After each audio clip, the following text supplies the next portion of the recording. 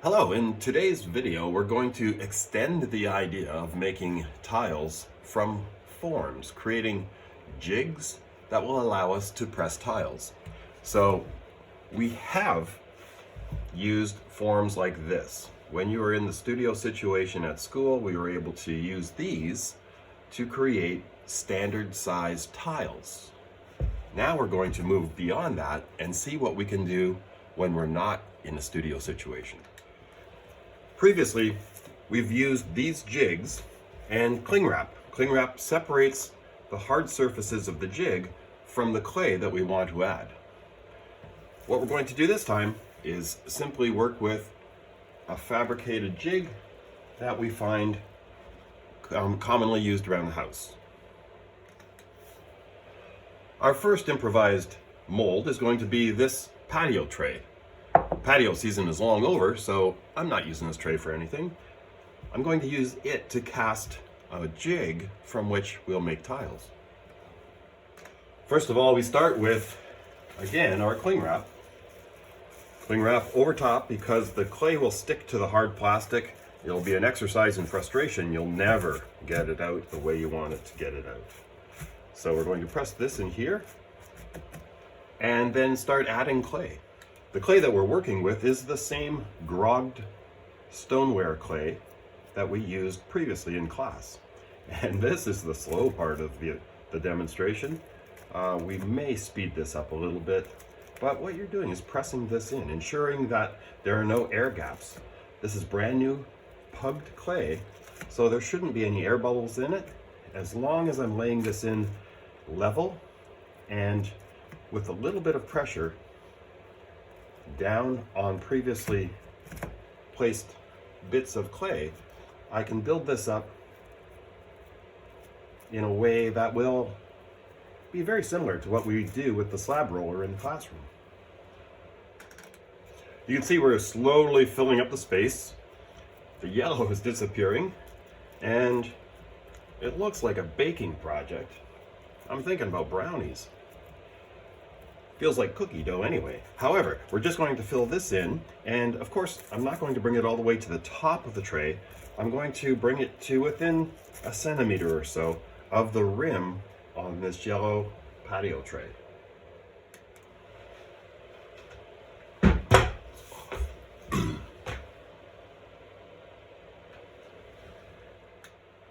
Now that I have consistent thickness, I'm going to lay some more cling wrap over top of that just to roll it out and level the entire surface. I can use whatever I have lying around the house. In this case, I'm going to use this acrylic glass, just a tumbler that will help me level this whole surface and give it some uniformity. I'll just roll this around.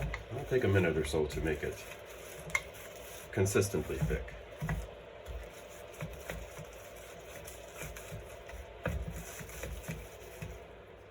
I'm applying enough force from above, enough pressure with this acrylic tumbler to compress the clay and to act almost in a way similar to the slab roller. I'm compressing the clay from above. Okay, now I have something that I can work with. I want to inlay another shape, and here's a clay bat from the classroom. These are easily gotten at the back door, if you know the right person. I'm going to lie this in here and gently pressure this into the clay through a piece of cling wrap. Okay, so now this little piece has gone into the clay, compressed the clay down, and you can see that the thickness of the tile is approximately a centimeter thick, similar to what we had at school. What you didn't see was a grown man standing on top of this to push it down into the clay. I had to do that off camera, but that's how I made that big indentation, and I recommend that it would work well for you too. Let's just set this aside for a moment and we'll try something else. Okay, so I have one of these ubiquitous black food pans. We've had all kinds of these donated to us by caring colleagues, so I have a box full of them at school, and we can certainly give them at least one more use in the art room. So I'm going to lay some cling wrap in here and repeat the process on a smaller scale, your tile doesn't have to be any particular size. In the end, in fact, it doesn't need to be any particular shape. So these are going to be round tiles. This next part of the project is brought to you by Hunt's tomato paste. It's not just tomato paste. In fact, it's a small roller. And this roller is going to help me compress the clay into this black plastic piece of food container. So I'm going to roll this around until it's perfect. We're almost finished here. If you don't have a small can of Hunt's tomato paste, I suppose ragu will do, or something similar. Okay, so a lot of people have been texting in during this lesson and asking if I could actually demonstrate what it looks like to stand on something inside one of these trays. So here we go. This is our tray. Here's a can of paint. The can of paint is going to line up in the middle of this. All I'm going to do now is press down on the can of paint into the clay and create the impression. You can use a box or a piece of wood or anything that will satisfy the shape that you want to create. Press. There we go. Okay, there we are. There's a lot of accidental product placement in this lesson, but what can you do? Okay, now back to our first piece. We're going to readdress this piece. Of course, you can decide what it is you're going to do with your design on the jig. One thing that works out well is working with a paper template, something that you have hand drawn and photocopied so you don't lose the master, or something that you find on the internet and want to work with. So this has been printed off, and I'm just going to lay this in here.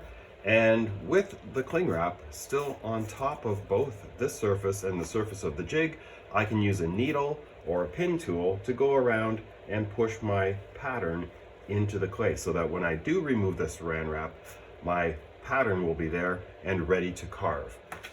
Now the smaller version is going to work the same way. It's just scaled down. So this little piece of paper is going to be transferred as a drawing to the smaller jig. Pin technique breaks through here. So for this project, you're going to be improvising, finding things around your home that will simulate the project that we were doing at school. That's okay, I know you can do it. And throughout time, many artists worked at home. So enjoy this project, and I'll be interested to see what you come up with. Thanks for watching.